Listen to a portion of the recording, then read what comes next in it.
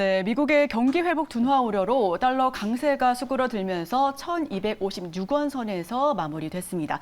다만 연준의 물가 잡기나 북한의 핵실험 등 변수가 남아있는 상황인데요. 이 시간 환율에 대해서 자세한 이야기 나눠보도록 하겠습니다.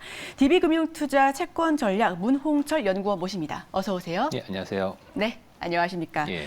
지금 월스트리트저널 달러 지수는 올해 들어 5.5% 상승했습니다. 요즘 네. 그나마 잠시 주춤한 것 같은 모습인데요. 달러 강세에 대해서 그 이유가 뭔지 확실하게 말씀 부탁드립니다. 예, 지난해까지는 아무래도 미국이 성장세가 꽤 높았지 않습니까? 그런 면에서 작년부터 원달러 환율도 상승했고 달러도 이제 강세를 많이 보였던 점이 있었고요.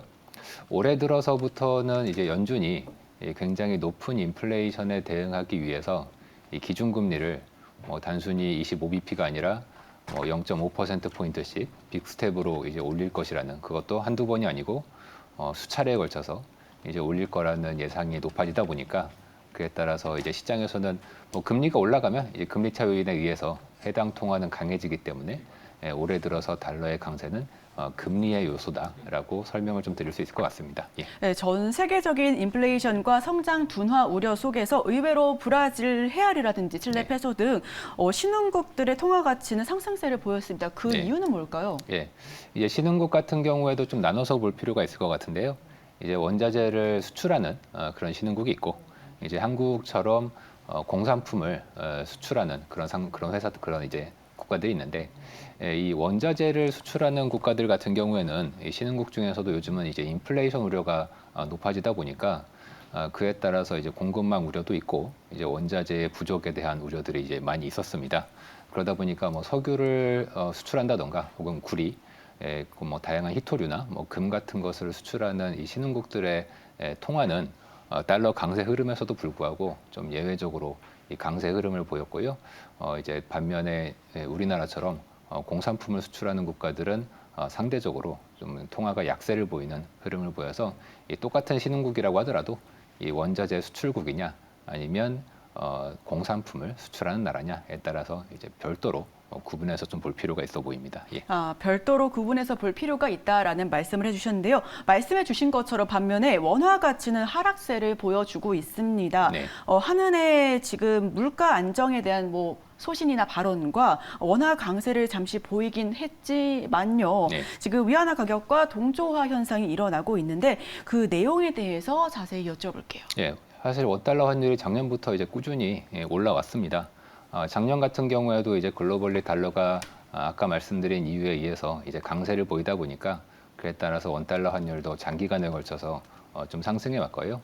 이제 올해 들어서 1,250원을 넘어서고 위로 올라선 데는 확실히 이 위안화가 최근에 약해진, 그러니까 위안 달러 환율이 상승한 흐름을 많이 원달러 환율도 같이 타면서 그런 흐름을 보였습니다. 다만 이제 위안화랑 완전히 이제 같다고 보긴 힘든 게, 위안화 같은 경우에는 사실 그 작년부터도 달러보다 강했거든요.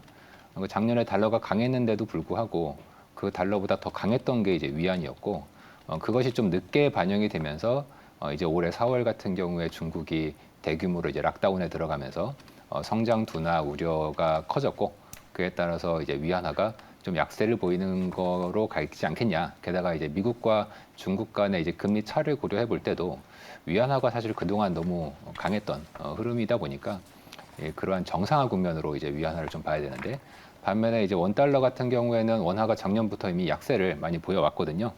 그러다 보니까 최근에 이제 위안 약세에 너무 이제 원화가 반응을 하는 면이 이제 4월부터 좀 있었는데, 저는 약간 좀 과도하지 않나 그런 생각을 좀 하고 있고요.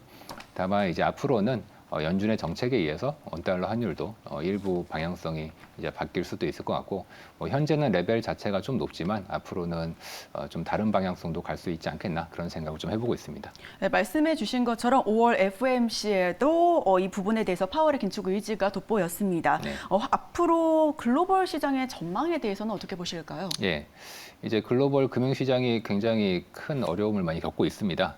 역시 연준이 긴축을 한다고 하니까 유동성 긴축에는 사실 이제 장사가 없는 면이 좀 있고요. 다만 최근에 그 파월 의장의 생각하고 그 연준 FOMC 의원들의 전반적인 의견이 좀 갈리는 거 아니냐, 이런 의심들이 좀 나오고 있습니다. 5월 16일에 이제 파월 의장의 단독 인터뷰에서는 상당히 강한 긴축 의지를 보였거든요.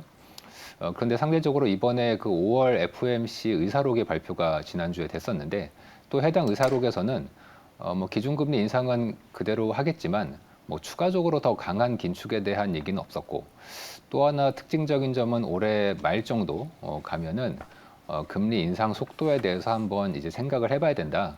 이런 내용들이 있었습니다. 그러다 보니까 이제 시장에서는 FOMC의 내용이 우려했던 것보다는 그렇게 부정적이거나 너무 긴축적이지는 않았거든요. 그래서 이제 위험자산 쪽에서는 꽤 좋은 뉴스로 받아들여졌고 채권 시장 같은 경우에도 이제 금리가 좀 하향 안정되는 뭐 그게 이제 위험자산 시장에도 같이 영향을 줬던 것 같은데 저는 이제 그동안의 연준의 강한 긴축의 흐름이 일부 조금 조정되는 쪽으로 갈 수 있지 않겠는가 하는 생각을 지금 좀 해보고 있습니다. 금융통화위원회가 인플레이션을 잡겠다라는 의지가 확연하잖아요. 그 네. 내용에 대해서 조금 상세하게 풀어주실 수가 있으실까요? 예, 이제 이번에 우리나라 하는 총재님이 이제 바뀌셨죠. 예, 새로운 분이 오셨는데 아무래도 이제 전 세계적으로 인플레이션에 대한 우려가 높다 보니까 이러한 것을 잡기 위해서는 아무래도 중앙은행이 좀 강한 역할을 긴축적인 좀, 통화 정책을 해야 될 것 같고요. 특히 이 경제라는 게 심리라고 하지 않습니까? 그런 면에서 이 중앙은행이 어떤 말을 하고 그 말에 대해서 시장이 어떻게 받아들이냐가 되게 중요하거든요. 만약에 중앙은행이 금리를 실제 올릴 마음이 없어도 우리 좀 많이 올릴 거야, 좀 세게 갈 거야라고 얘기를 해야 시장이나 혹은 일반인들도 좀 생각을 하면서 조심하게 되거든요. 그런 면에서는 이제 중앙은행은 좀 더 강한 인플레이션 환경에서는 긴축에 대한 의지를 또 강하게 내비쳐야 될 필요성이 이제 분명히 있는 것 같고요. 현재 한국은행에서도 이제 그런 의미에서 긴축에 대한 생각을 보다 강하게 이창용 총재께서 이제 얘기를 하시는 것 같고요. 전반적인 금통위의 의견도 그걸 따라가면서 시장에서도 이런 식으로 세게 얘기를 한다면 우리의 기대 인플레이션 심리를 좀 낮게 조정을 해야 되는 거 아니냐. 또 이제 빚을 내서 뭐 투자를 하시는 활동도 일부 좀 조절을 해야 되는 생각을 이제 하겠죠. 그런 게 이제 인플레 심리를 좀 완화시키는 요소가 좀 돼줄 것으로 보고 있습니다. 네, 한국은행이 지금 2달 연속 금리 인상을 선택을 해주고 있고요. 앞으로도 어떻게 될지 우리 많은 시청자분들께서도 궁금해할 사항인 것 같습니다. 네.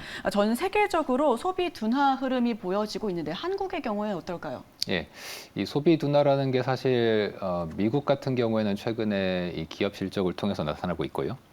한국 같은 경우에는 이제 가처분 소득에 영향을 많이 미치는 게 우리가 부채를 얼마나 많이 냈느냐 이런 게 이제 영향을 많이 미치죠.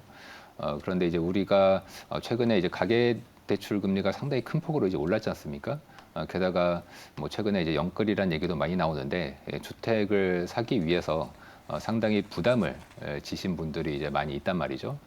그런 분들이 최근에 이제 시장 금리가 많이 올라가면서 대출 이자에 대한 부담을 많이 겪게 되고 원리금을 상환하는 부담에 놓이게 되면 결국 향후에 사람들의 이제 소비 여력도 일부 좀 영향을 받을 수밖에 없지 않겠는가 그런 생각이 좀 들고요. 이번에 이제 한은 총재께서는 아무래도 리오프닝이 되니까 소비가 좀 살아날 것이다 이렇게 좀 희망적으로 보셨는데 최근에 금리 동향이나 우리나라의 부동산 시장의 흐름 그리고 그 이제 가처분 소득의 감소 등을 생각을 해보면 내수도 그렇게 우리가 긍정적으로 보기만은 좀 어렵지 않겠나 그런 좀 우려를 저희는 좀 하고 있습니다. 이게 달러가 강세를 보일 때 수혜를 얻는 우리 기업들이 있고 달러가 네. 약세를 보일 때 수혜를 얻는 그런 기업들이 있잖아요. 네네. 이 부분이 너무 헷갈리는데 혹시 정리를 해주실 수가 있으실까요? 이거에 대해서는 제가 이제 질문을 좀 많이 받는데 이제 교과서에는 원달러 환율이 오르면 즉 원화가 이제 약세가 되면 수출이 잘 되니까 그러면은 이제 한국 경제 좋다, 수출 기업들 좋다 이렇게 얘기들을 많이 하시는데 막상 이제 그림을 그려보면 정반대로 나옵니다. 막상 그림을 그려보면요. 막상 그림을 그려보면 이제 환율이 오를 때 수출이 감소합니다. 근데 이제 선후 관계가 어떻게 된 거냐면 수출이 감소하니까 환율이 오르는 거겠죠. 그래서 이제 환율을 너무 이제 어떤 변수 중에서 우리가 수학할 때 다른 모든 변수를 고정시켜 놓고 환율이 오르면 원화값이 싸지니까 수출이 잘 되겠지 이렇게 생각하시는데 경제가 그런 식으로 작동하지는 않고요. 환율이 아무 이유 없이 오르지는 않지 않습니까? 즉 환율이 어떤 환경에서 오르느냐를 봐야 되는데 환율이 오른다는 건 달러가 강세라는 얘기고 보통 글로벌리 소비가 침체를 보일 때 그런 환경이 나타납니다. 그렇다면 결과적으로 수출이 둔화될 수밖에 없고요.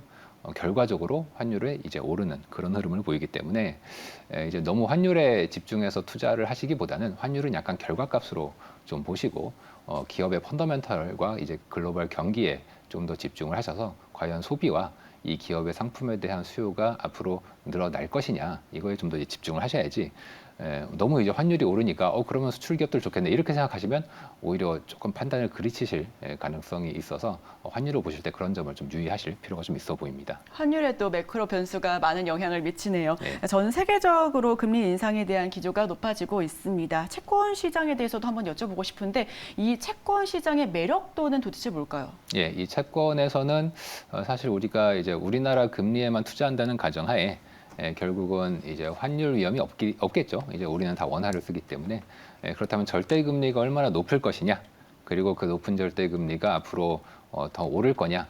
이제 더 오르면 채권 가격과 금리는 반대니까 금리가 더 오르면 채권 가격이 싸지니까 금리가 좀 오르다가 꼭지를 칠 때 이제 채권을 사야 되겠죠.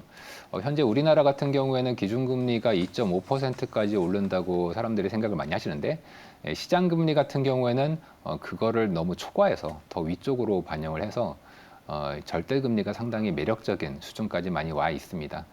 사실 지금 이제 돈 많으신 부자분들은 뭐 증권사 지점에서 뭐 한국전력이 발행한 채권이나 굉장히 많은 그 공사채를 사고 있거든요.